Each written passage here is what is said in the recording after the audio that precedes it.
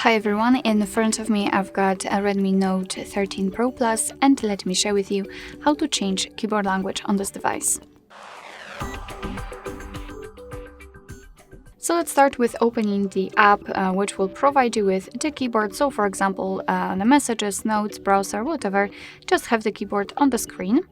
And all we have to do right now is to tap on this icon if you cannot see any other options here. Okay, and tap on the settings. Now let's tap on the languages, and as you can see, this is my current keyboard language, which is Polish. I don't want to use that. Let's set English, for example. Let's tap on Add Keyboard, and as you can see, we've got this in suggested languages, but of course, under it we've got plenty of keyboards from which we can choose.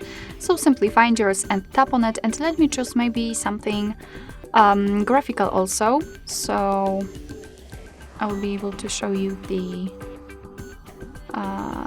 how to use the keyboard with 2 or 3 languages added. So let me choose Greek, I believe. Just tap on the region, and as you can see, right here you can choose the keyboard types, and basically the number, the amount of them, depend on the specific language. Sometimes you will have only 1, and sometimes even up to 7 or 10 different keyboard layouts. So let me choose this one, just mark it and tap on Done. We've got the Greek, so that's okay. Let me choose also English. Just tap on it, and the same situation, just tap on Done.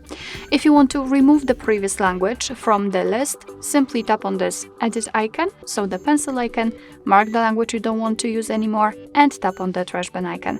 As you can see right now, we've got only 2 languages which I've just chosen. So let's go back to the keyboard, and basically we will have 2 differences. So first one is the globe icon, which will allow us to change the language, and the spacebar where we've got the name of the language we're currently using. So we've got the Greek, and after tapping on the globe icon we can switch to the English one.